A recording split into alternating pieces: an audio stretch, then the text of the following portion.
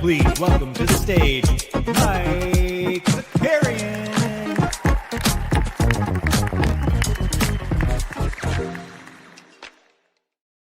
What's going on, everybody? Welcome back. Happy Monday. Happy regular season over day. We don't have to do the Utah Jazz are gone. The Brooklyn Nets are gone. No more Julian Reese highlights from the Washington Wizards. We have been freed. It is time for almost just good basketball. The Orlando Magic are still playing basketball, so we might still have a little bit of bad basketball. But we have made it.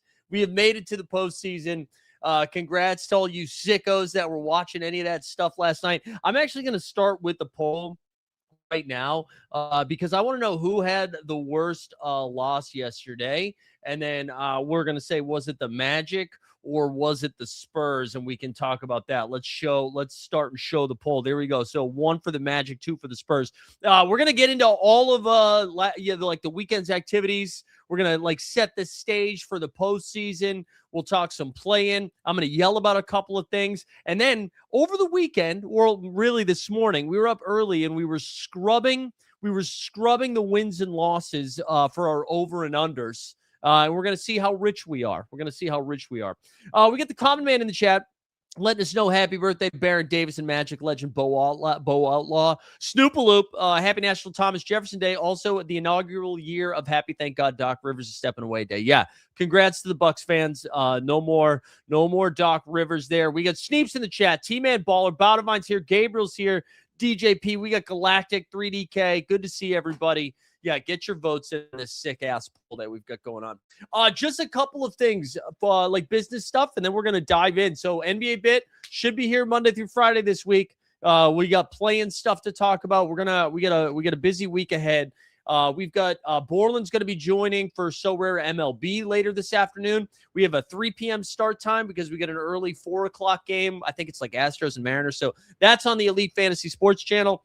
And then the 89 Cavs will be back on Thursday. I'm sure we'll have a live before lock for the basketball stuff too later this week once I figure out the schedule. So, but anyways, that's the business stuff. But we made it, man. I just feel so happy that we don't have to deal with this crap anymore of just the tanking stuff. Although I got to tell you, I took advantage of the last day of the regular season on Underdog and on Splash Sports because we took down first and second in the Splash Sports contest.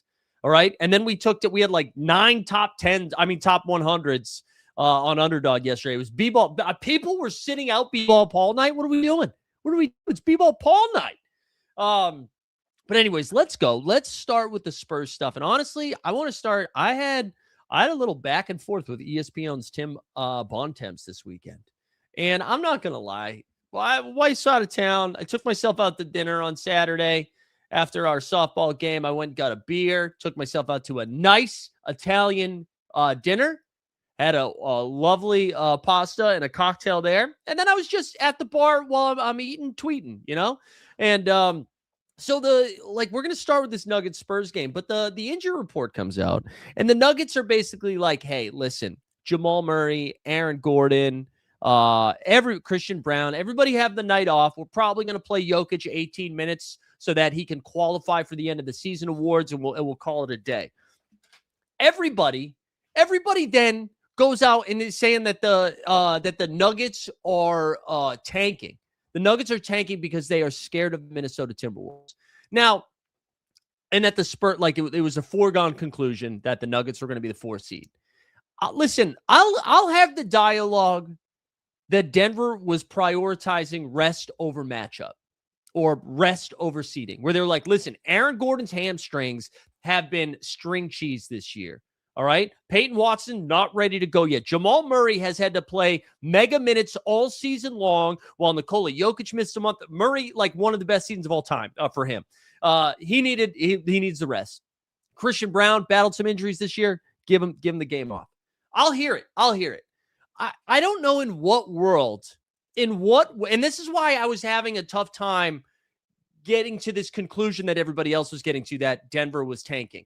Why are they trying to get to the 4 seed to face OKC sooner? Right? If anything, right, the Peyton Watson deal with that injury. Peyton Watson may be the most important non-Jokic Murray nugget when you get to the Thunder. Like, they are really going to need his on-ball defense. So, like, and not that anybody's going to slow down SGA, but that's their best bet. It's not Christian Brown. It's Peyton Watson. I don't understand. And, like, has anybody been watching the Minnesota Timberwolves since the All-Star break? Anthony Edwards, like, clearly not 100%. Not even close. Naz Reid, not 100%. So I just don't see, like, everybody just saying that they're just trying to tank for the first round because they're nervous about the first round. Like, yes, Houston and LA would have been easier matchups, I guess. But I don't know. I honestly would rather play Minnesota than Houston right now. And maybe that's recency bias. Maybe Minnesota flips a switch when the postseason starts. I'm just not here for it. I'm not here for that. Let's go to that game, though. We're not going to do a bunch of breakdowns of yesterday just because of how terrible most of these games were. But we can look at this one. I watched this one start to finish because in my back and forth with Bontemps, I just was so invested just because I wanted the Nuggets to win, to be proven right. And that's what happened. Listen, if the Nuggets were so scared, they would have lost this game.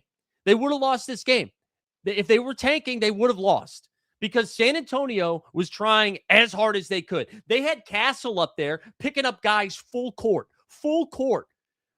Like in the last 4 minutes. I saw De'Aaron Fox brick like 75 threes in a row. Denver ends up winning this 128-118. Jokic only plays the first half, plays his normal full 12 minutes of the first quarter, then plays 6 in the second quarter, does not come back in. In 18 minutes, 7 for 12 from the field, 23 and 8 with a block and a dime. Julian Strother was hot. 9 for 19, 4 for 8, finished with 25. I swear he had like 15 in the first 5 minutes of the game. David Roddy, 15 and 13. And this is the biggest problem here. And you see Jonas Valanciunas also played 19 minutes, had 16 and 11.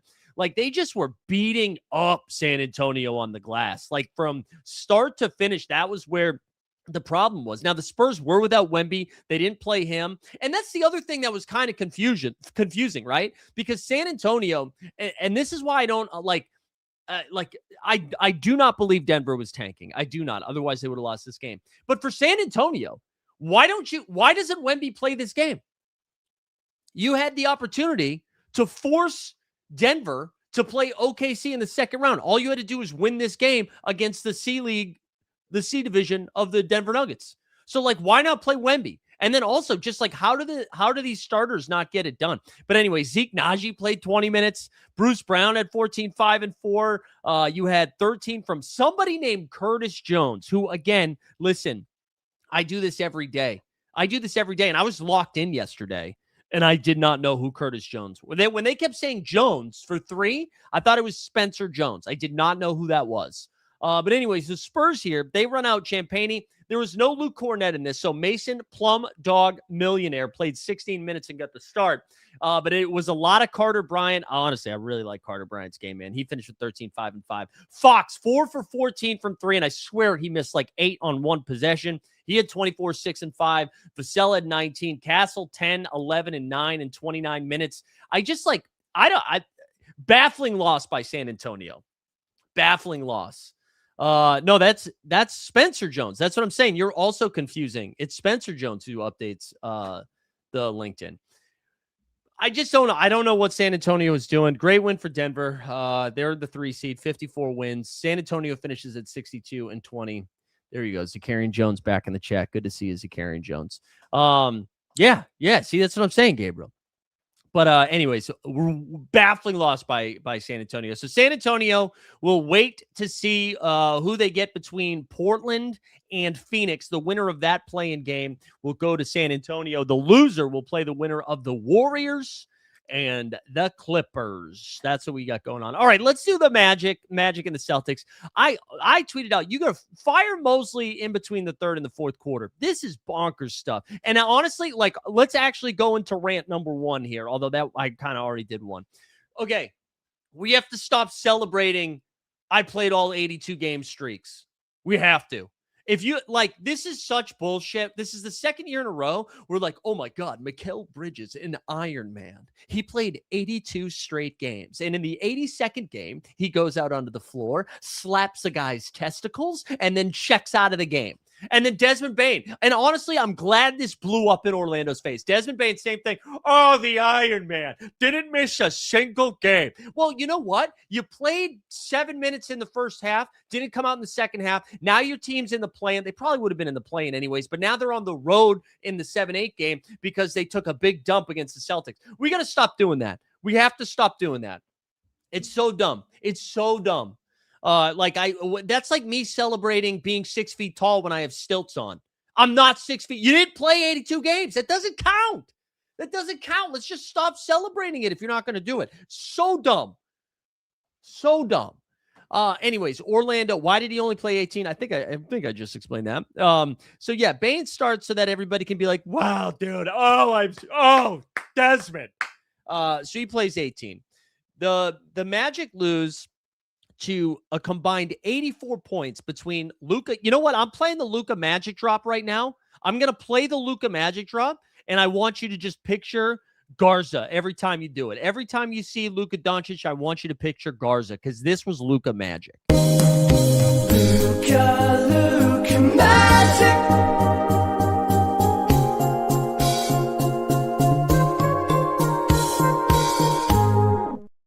So, like, Orlando comes out, right? And they're up 9. They're up 9 at the end of the first, 29-20. And then it's 32-32 at halftime. And this, so, like, they come out in the second half, and you're probably like, all right, Orlando just is on cruise control now, all right? They're on cruise control. And then the luck of the Irish came storming out of the assholes of the Boston Celtics as they were just ripping triple after triple after triple. Baylor, Mullet, Shireman was out there just going nuts. Look at these numbers. 27 points and 12 boards from Luka Garza on 3 for 6 from 3, 10 for 18 from the field. Ron Harper Jr. shot 50% from the field, 5 for 12 from 3. He had 27, 7, and 4 with 3 steals. Baylor Shireman, arguably too good to be playing in this game. Celtics were resting everybody, right? No, Derek White, Jaylen Brown, Jason Tatum, Peyton Pritchard, Nikola Vucevic, Sam Hauser, all of those guys are out. They still let Shireman cook. 37-7.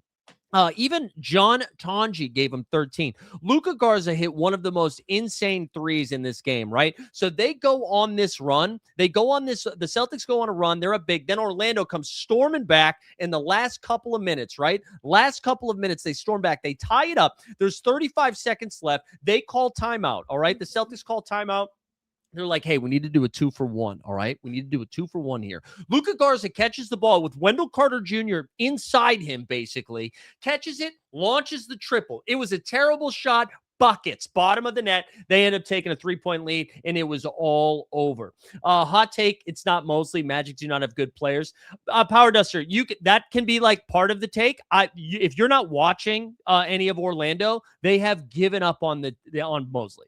I mean, it has been so clear for a long time. Yeah, no, I disagree. I disagree on this wholeheartedly, Power Duster. And I was a Mosley fan. I thought Dallas made a mistake by hiring Jason Kidd instead of Mosley as their head coach. It's over. It is over. Anyway, Celtics 113, 108. Maddie, don't do that. He says can't wait for Baylor to get 30 minutes per game for Vegas in a couple years. He's going to get 30 for the Celtics. Can't. He's indispensable now. It's Sam Hauser who's gone. Anyways, Orlando. So like as we were saying, right, Desmond Bane has to check back in because Orlando is panicking. And then Franz Wagner left this game at one point. And Mark Jones, who honestly, that was a great Mark Jones Dorisburg performance. Shout out Mark Jones, the legend, hotter than fish grease. Franz comes out of the game. He's got his head in his hands, towel over his head. Looks like he got dinged up again, like clearly not 100%. And he wasn't able to do it. Wait, hold on. They quit on Mosley, but do we think they have top 4 talent?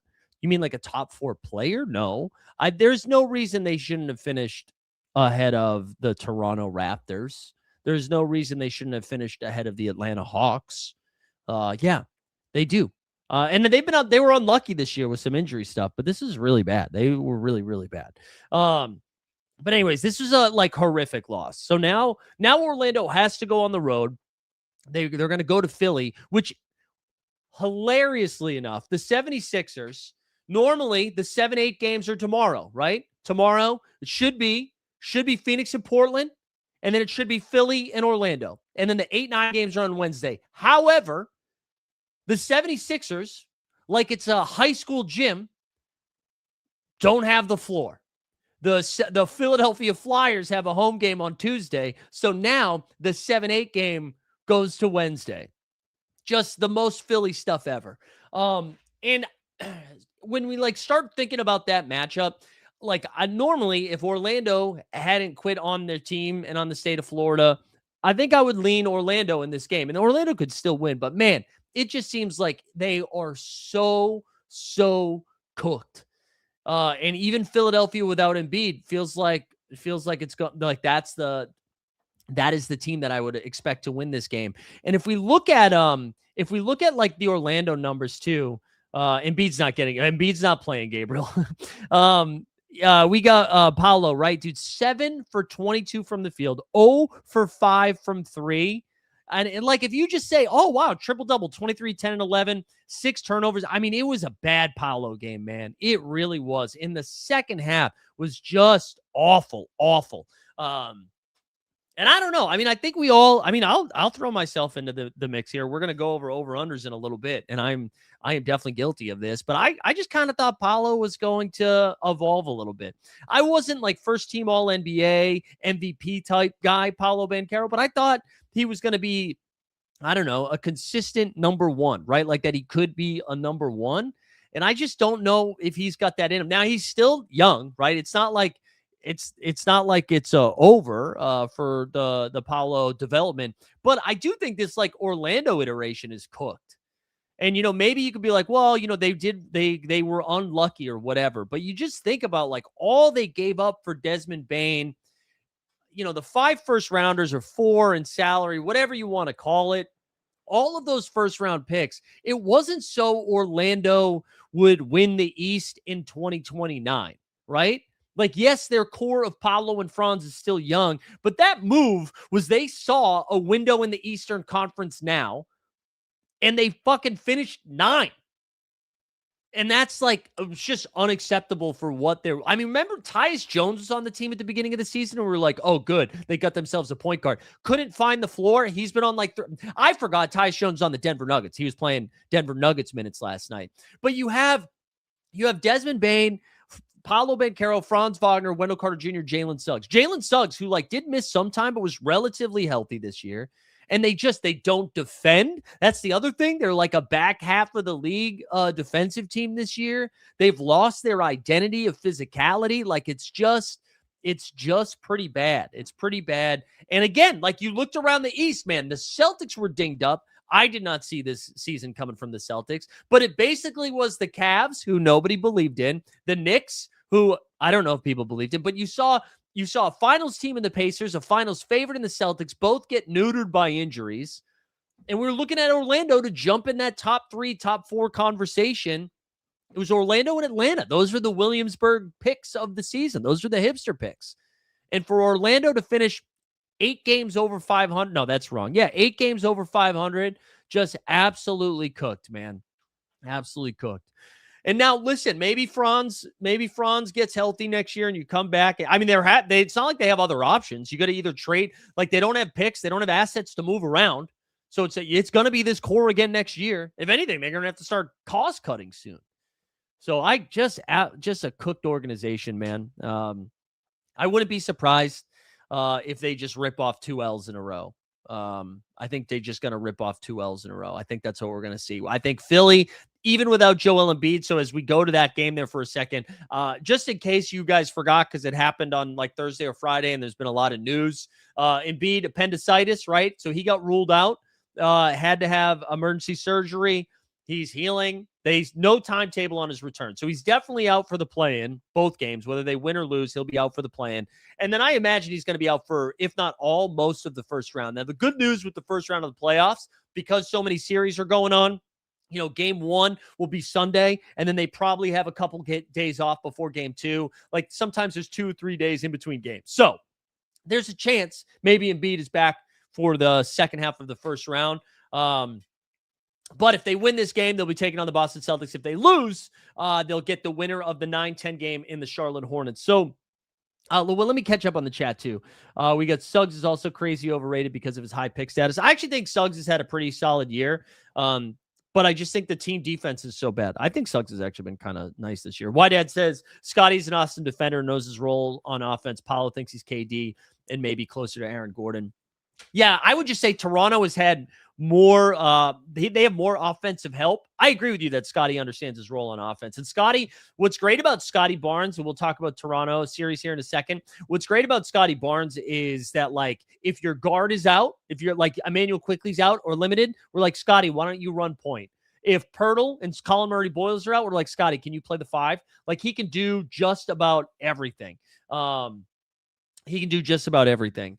But I do think they also had more talent with like RJ Barrett and Emmanuel Quickley. And I don't know, maybe their rosters are the same. Maybe I'm not giving Toronto enough or Orlando enough credit for what their roster looks like. I don't know. But either way, Paolo is definitely not developed in a way that's useful. One other like interesting wrinkle from Orlando losing the game. I think everybody was looking at the matchups, right? Atlanta rests all their guys because they're like, this game doesn't matter. We're pretty much locked into the 5 seed because we know the Raptors are going to beat the Nets, which, yes. And we knew that the Raptors were going to beat the Nets, which they did. And then we knew the Magic were going to beat the Celtics, which they did not do. Now, if the Magic had beaten the Celtics, there would have been a 3-way tie between those teams. And it doesn't go to head-to-head. It goes to like whoever's higher in the division. So it should have gone Atlanta, Toronto, and then Orlando if everybody won. But because they lost, they flipped. So now Toronto, against all odds, finishes in the 5 seed.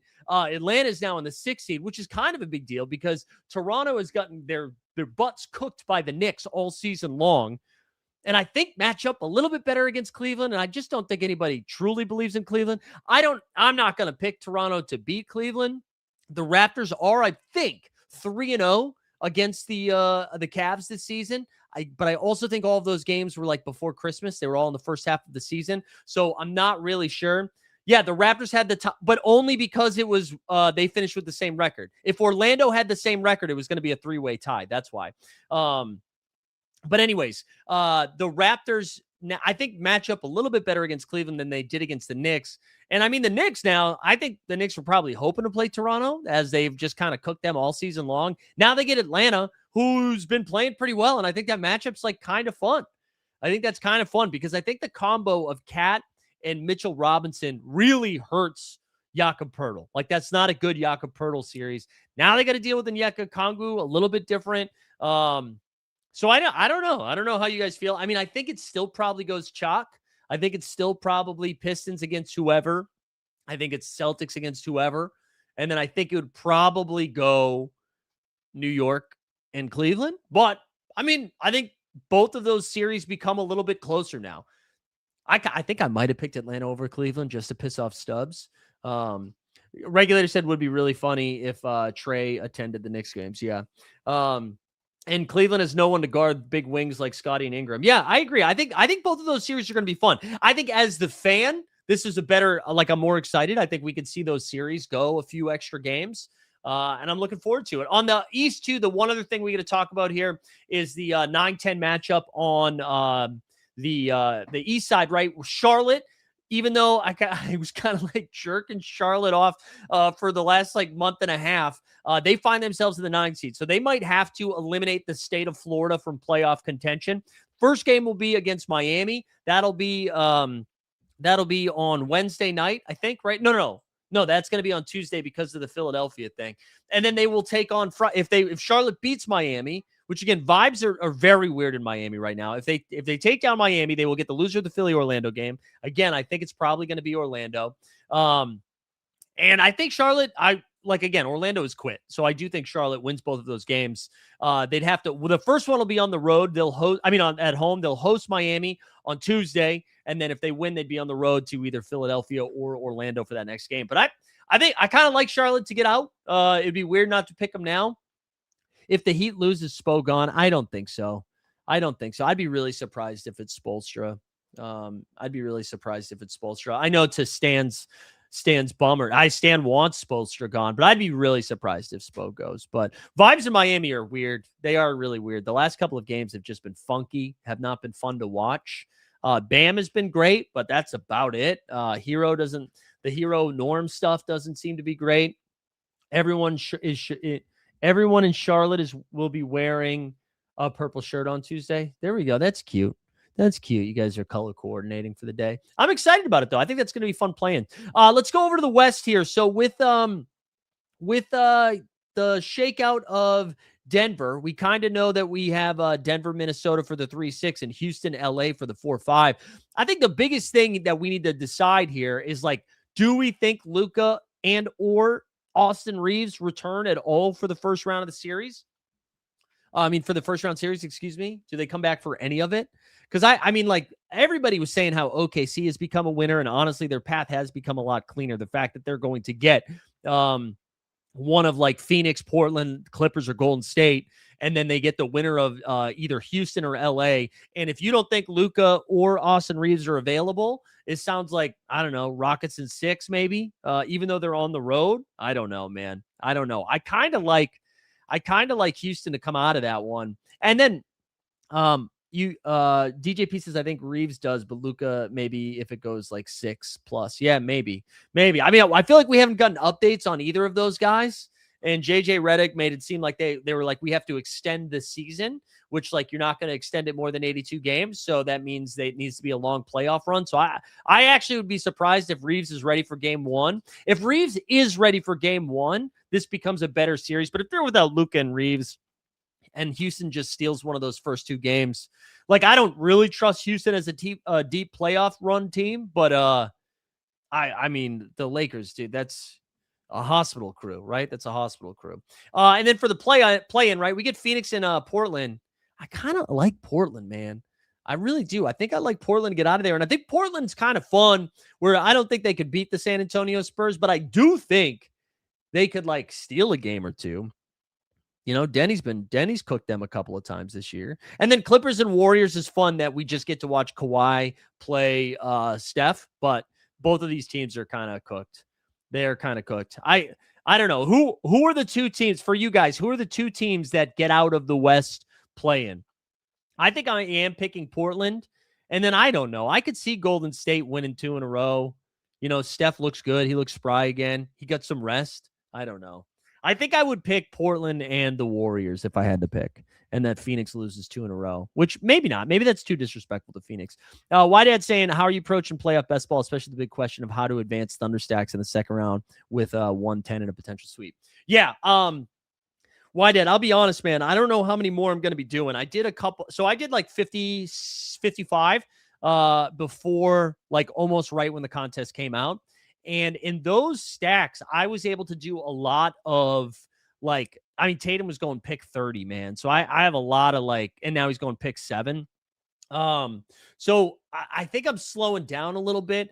I also don't think there's a clear Pacers angle this year. Last year, I thought the Pacers were undervalued. They were so cheap you could tack them on late, and I thought they could win a series. Not as many as they did, but I thought they could. I think for me, I think taking for round 2, it's really tough.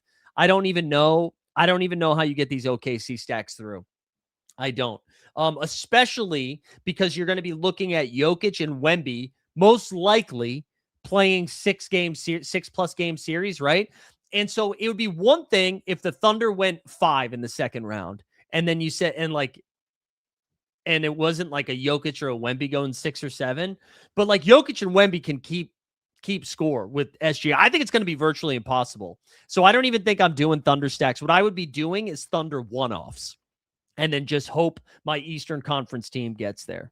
That's kind of how I'd be doing it. So I don't think I'd do a Shea one-off. That feels like maybe too spicy.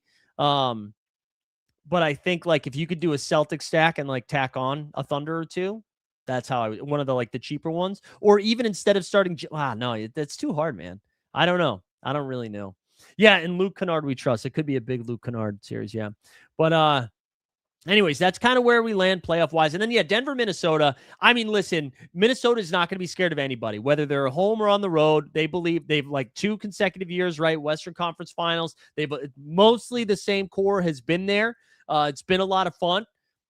But I don't think Ant is 100% healthy, right? I know they tried to like tune him up there a couple of times down the stretch, but his knee clearly has been a problem. They thought it was better. It's still dinged up. Naz Reid has been just bad, man. He's been, and I know he was still flirting around with like 6 man of the year stuff for a bit. And I'm like, what are we doing?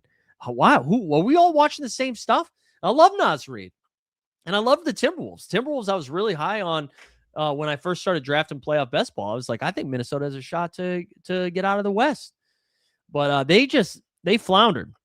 They floundered. They haven't been healthy, so maybe they are healthy. Maybe they can flip the switch. They've done it before. But I kind of think it's like Denver in 5. I think Denver. That's what I would think. They're gonna. I don't know. We'll see. Does anybody feeling differently about Minnesota? I feel like I was getting gaslit when everybody was saying like Denver's trying to tank out of playing Minnesota in the first round. I'm like, what are we talking about? Houston has looked way better than Minnesota. Minnesota's basically been like 500. It feels like for a while. I don't know. Any predictions for playoff slogans this year? Wow. Oh, playoff slogans. What do you mean, like that the NBA comes up with? Like, I don't know. Let me brainstorm on that one. I don't have anything off the top of my head. Good question, though. Listen, we got a lot of content to fill this week. We should do it. How about Top Shot this? There we go. But this is a boring take, but outside of the Rockets, I think the West goes pretty chalk. Like, I think the West and the East, again, Toronto and Atlanta, outside shots. I think Houston is going to beat the Lakers because I just don't think the Lakers are going to be ready. Oh, yes, sirs. That's right. Yes, sirs. Whoa. Actually, that's not bad. I'll give them credit. Thunder up.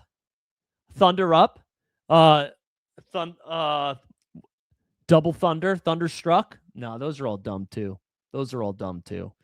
We're not doing it. We're not doing good. Whitehead said Ant said back in December that he just waits for the playoffs back in December. They're very confident they can turn a switch. I know, man, but he has looked rough. Oh, Believe is good. Believe, Hive Mind. Celtics should just be like, grow up. We don't come up with slogans. Grow the fuck up. Raptors, as always, we the North. Does Portland tank out of the... No. Weisberg, turn your headphones up a little bit. It's too early. You woke up with that take? Come on, Mike. You're better than that. No, Portland, I think, didn't their ownership even said it? I think their ownership said it. They were like, we need to make sure that we're like we're moving forward. We have to be in the play-in, would like to be in the playoffs. I think they're done tanking. No, they're going to try. That'd be crazy to tank a play-in game. Why, if that's the case, why get into why were they trying so hard down the stretch? No way. No, I don't think they're doing that. All right. Should we do some awards? Did we because we got all week to do some like predictions on that stuff. Can I go over some awards and then we revisit the over-unders? Can we do that? You guys down for it? And I'll try to come up with some dumb awards too while we're doing it. But here we go. Here's my MVP. And I like went back and forth with some of this stuff, but most of it was pretty straightforward for me. Here we go. Shai Gilgeous-Alexander is the most valuable player. He is. I'm sorry. You win that many games. You're the best player on the best team, defending champ. You come out there and do it. I'm taking Shai Gilgeous-Alexander. He's number one. Number two, and I'm going to assume Luka is going to qualify for awards, okay? Number two is Nikola Jokic. And that's where I went back and forth. I wasn't sure if I was going to go Jokic or Wemby, but I'm going Jokic. I am going Jokic. Jokic is awesome. So I'm going SGA, I'm going Joker. Then I'm going Wemby third. I'm going Luka fourth, and I'm going Jaylen Brown fifth. That's going to be my top five there, all right? That's going to be top five. And you can yell at me all you want. If you want to pick somebody else, if you vote for Jokic number one or Wemby number one, I think Luka, if you vote for number one, that's crazy. But I think if you vote either of those three number one, you have a great case. You have a great case. Don't yell at anybody for voting for any of the other three. If you vote for one of those three, you can't get yelled at. You can't. Everybody's got a case. Everybody has a case. That's going to be my top five. That is going to be my top five. Okay. Let's do defensive player of the year. And I didn't do five for all of these. I kind of vibed with it. Defensive player of the year.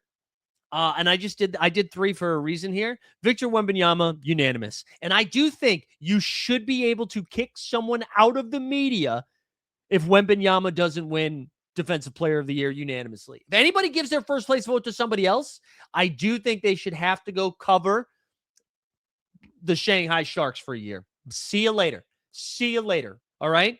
We can't have any of that. It has to be unanimous. Second is, been living most our lives, living in an Amish paradise. Chet Holmgren, the Slenderman. Chet Holmgren is finishing number two. And then number three, the block god, Derek White. Derek White's finishing number three. If there was, I do think like if this was the year Mark, like he would have beaten Marcus Smart that year for defensive player of the year. Matty Harrison, great point. Worse than Shanghai, they should have to cover the Kings. I'm going to put Derek White third. I'm sure I'm forgetting somebody else that belongs in the top three. Derek White's been insane this year as a defensive guard, you can tell he's spending a lot of energy on defense because he doesn't got no legs for the three ball right now. Someone from OKC will give defensive. If they do, that's crazy. Asar going to get second next year. Yeah, Asar Thompson, probably another case for top three. I would have been fine with that.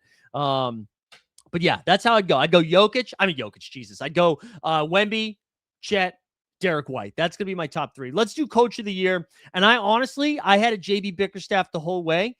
You have to give it to Joe Mazzulla. You have to. You just have to, man. They won 56 games. He coached his ass off yesterday. So I'm just gonna do it. I'm giving it to Joe. I'm giving it to Joe Mazzulla. This was an improbable, like I'm a Celtics homer. I'm a Celtics fan. And they still won like 20 more games than I thought they were. They finished 30 games over 500. 56-26. Just incredible. 7.7 point differential. I mean, they were just awesome, both on the road and at home. I mean, he just, like, the development we've seen from guys. Like, dude, there was a 2-week stretch where we thought Josh Minott was maybe their most important defender. Like, what? Minott, Shireman. It's got to be him. It's got to be Ed. So I got a Joe Mazzulla. I got a JB Bickerstaff. I got it Mitch Johnson third. Nobody really gives Mitch any credit. And I know it's a lot easier to coach when you have all of these top picks in Castle, Wemby, Harper. I get it. Fact that the Spurs are a 60-win team is really, really impressive. So I'm going to put the Spurs. I'm going to put Mitch Johnson up there. And then you know who else? I'm going to throw Jordan Ott in there too. I know Pistons got 60 wins. I know. I get it. I had JB Bickerstaff. I'm doing it. I'm giving it to them. I'm sorry. I'm giving it to them. I'm giving it to Joe. Joe Mazzulla's getting it. There we go. Top 3 all black coaches. There you go. So let's put Jordan Ott. I got Jordan Ott up there. And then Mark Dagnall at 5. Mark Dagnall needs some love too. They just keep winning games. I know that roster's insane. You win that many games, you do it. So there you go. That's my top 5. Top 5 coach of the year. Let's do 6th man of the year. 6th man of the year. I only picked 2 guys, I think, for this one. 2 guys. Keldon Big Body Johnson is bringing home the award. Keldon Johnson has been both impactful on the floor, off the bench. Charles Lee could be in that list. Good shout out, Weisberg. You made up for your Portland comment. But Keldon Johnson, their most important player off the bench. Also, their most important player in the locker room, I think. He's been an incredible vibes guy. Keldon Johnson is getting it. And then if Miami had any sort of like just heart, Jaime Jaquez Jr. might have won it. I love Jaime's game. I think he's been like really, really fun. But it's got to go to Keldon. It has to go to Keldon. Keldon may not be the best player coming off the bench for the Spurs, though. Well, I was listening to Stan Van Gundy. Stan Van Gundy he also had Keldon Johnson. But he had 3 Spurs in his top 6 for 6th man of the year. I believe he had it in Keldon Johnson, Jaime Jaquez. I think he then had Reed Shepherd. I'm forgetting somebody else, but he also had Dylan Harper and Luke Cornett. So just insane. There were 5 teams that finished plus 10 on over-under wins. Yeah, we're going to do over-under in a second. But I'm going to go Keldon and then Jaime. And you can make a case for Harper if you want. I love Dylan Harper, but that's the direction I'm going. And then rookie of the year. I think I'm going to go Cooper Flagg. I wouldn't be surprised if Con wins it. Similarly to the MVP conversation. If Con wins it, I think that's great. But I think I do lean Cooper Flagg. Con like really struggled down the stretch too. The shot, he's got to be hurt, right? He has to be hurt. So that would be my lean. But again, I'm not going to be mad. If you lean that way. That's fine. Power Duster is asking the jump in points per game from Jaime from last year to this year. So he averaged, what's kind of crazy? So he averaged 12 his rookie year. He averaged 8 Spo wasn't playing him last season. He only played 20 minutes a game, only played 66 games. This year, played 28 minutes a game, jumped up to 15.4 points per game. So a big jump for Jaime. But yeah, I'm not mad. Dude, Power Duster, I know Con really cooled off though. That was the problem. I thought it was over. I would have lost money if I bet on it. I would have, because and he still might win, but I think I'm leaning Flagg. I am Flagg. So I don't know. Where did you rank Doc Rivers? Doc Rivers so somebody asked me to rank the best tank job, and I'm going to give it to the Milwaukee Bucks, and I'm going to give it to Doc Rivers specifically. I think what the Bucks have done, the Bucks have managed to not get fined for losing. They managed for Doc Rivers to say we'd still probably be good if we were healthy. We talked about Giannis the entire year, and at no point did anybody really point out how dog shit they were. So they did a really good job tanking down the stretch. Con's been on the injury report for the last 12 games with back spasms. Yeah, Doc over Christie. Yeah, Christie should be. Dude, there's a weird. Sorry, it smells like. Oh, okay. I was like, what is going on? It smells like Band-Aids, but there's a truck outside. Anyways, Doc, by the way, yeah, we talked about that earlier. Doc stepped down. See you later, Doc. There we go. Street cleaners. That's what it was. I was like, what the hell's going on outside? Also, for those that don't know, I live in Astoria, New York. Very Greek neighborhood. Shout out Giannis Antetokounmpo. It was Greek Easter this weekend. And it's good that my dog is still alive because at midnight, for those that don't know, on Saturday into Sunday at midnight, they set off fireworks. Now, there is a big Greek Orthodox church that is one street over, literally our alley connects from one street to the other street, almost docks my address. And just fireworks at midnight scared the shit out of everybody. And my poor dog. Yeah, okay. People are saying the best tanking job should go to the Kings. That's fine. They're just what a tough hang, man. What a tough hang. All right, I wanted to do over-unders. Normally, I feel like I do a bad job keeping track of this stuff. I did a bit. I scrubbed the content. Again, my wife's out of town.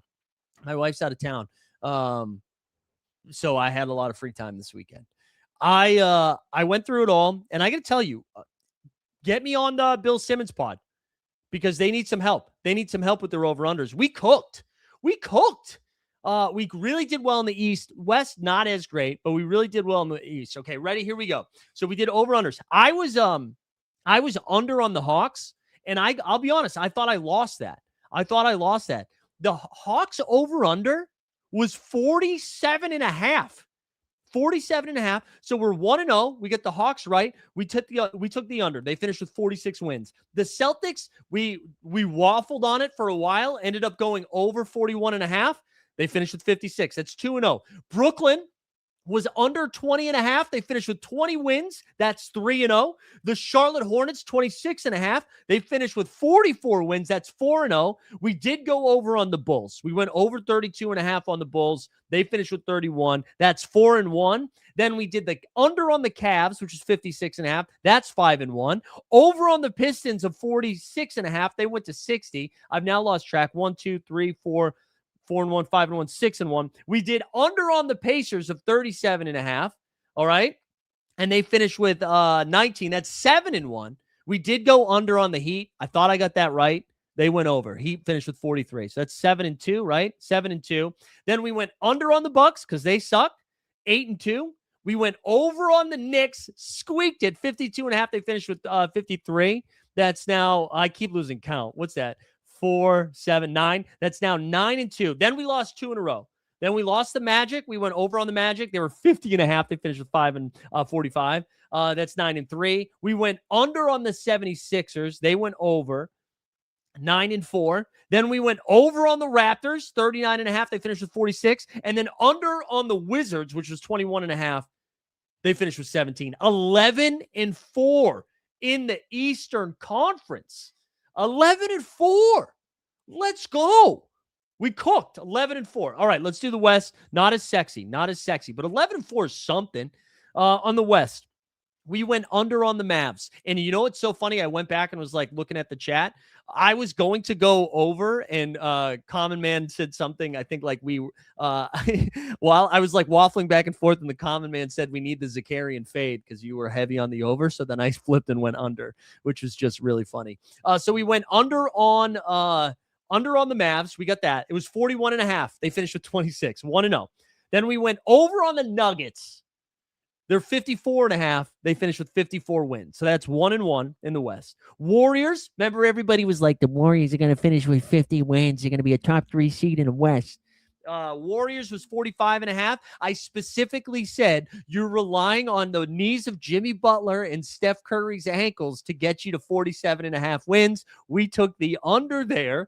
So that is now 2-1. We went over on the Rockets. They finished with 52 wins, and it was 52.5. So now we're 2-2 in the West. We went under on the Clippers, 47.5. This is right when the Pablo Torres stuff drops. So that's why I went under. Reference it. That's 3-2. The Lakers, though, we went under. They finished with 53 wins, which honestly is crazy. That's 3-3. The Grizzlies, 40.5. We went under. That's 25. That's 4-4. Oh, no, I'm sorry. 1, 2, 3, 4. That's 4-3. But then we went over on the Timberwolves. 49.5 wins. They finished with 49. We went over on the Pelicans because I didn't think they'd be tanking, and they didn't. They just suck. That was 30.5. They finished with 23. We went under on OKC, which was 62.5. They finished with 64. But then, so that at that point, that leaves us 1, 2, 3, 4, 4 and 6. 4 and 6. But then to finish off, we went over on the Suns at 32.5. They finished with 45. We went over on the Blazers of 34.5. They finished with 42. We went under of the Kings 34.5. They finished with 22. We went over on the Spurs of 45.5. We also said they were going to finish top 4 in the West. They finished with 62 wins. And then we went over on the Jazz of 18.5. They finished with 22. So 9-6 in the West, 11-4, 20-10. On over and unders. 20-10. Let's go. But these halves should not count. Well, that's how the betting world works. That is true in the West, right? On the West, we got the Nuggets wrong by a half, the Rockets wrong by a half, the Timberwolves wrong by a half, and then in the East, I think it was all of those were not by a half. So yeah, 3 of them by a half point. But I'll take, dude, that's got to be 20-10 has got to be my best. That's got to be my best. That's a good run. That is a good run. But man, what a season. I'm so excited for the playoffs. This is a fun one, man. This was a fun one. We kind of had to suffer. I'm just glad the tanking conversation's done, by the way. That was another thing that pissed me off over the weekend. I got to tell you, listen, if you want to yell about tanking in February and March, tanking starting in the All-Star weekend is definitely a problem. All right. That does suck. We don't want that. We don't want that. There needs to be some league fixes so that we don't have tanking anymore. Even in March, that's too many months of teams not trying. Everybody that was paying attention to how many people were in or out the last game of the season, you have to shut up. Even Mike Breen, and I love Mike Breen. Mike Breen did this long thing about the Knicks kind of not having the last game of the season. None of their starters are playing. It sucks for the fans. And if teams are going to do that, there should be some sort of discount. I'm all for that. But I don't want to hear anybody complaining that stars aren't playing the last game or two of the season. If you are a good team, you don't want that. I know on paper, it's oh my God, we might get Nuggets and Spurs to decide something meaningful the last game of the season. Sure. But I actually think it's probably better for those guys to be rested and healthy for the postseason. Why are we complaining about tanking the last weekend of the year? It was so dumb. So dumb. I just pick your battles, guys. We can't Nate Duncan, who I like, was and I saw Underdog do this too. They're there's 155 players missing the last game of the season. There's management. Shut up, guys. Come on. We can't. If we're mad all the time, we're not mad at anything. You know what I'm saying? No one's making a real point when we're yelling about tanking in game 82 again in in February and March. Yes, this sucks. The last weekend of the season, honestly, if you're buying tickets for the last game of the season, it should already be in the back of your head that there's a 70% chance this game is going to not feature Dylan Harper. It's going to feature Ron Harper. You know what I'm saying? We know this now. This isn't the first time this has happened. So dumb. So dumb. Regulator saying 8 teams with 55 losses plus 5 with 60 losses is crazy. It is. What would Top Shot Tony say about tanking? Well, it's good that the NBA is finally caught up with NBA Top Shot. Teams are tanking just like the prices. That's what he would say.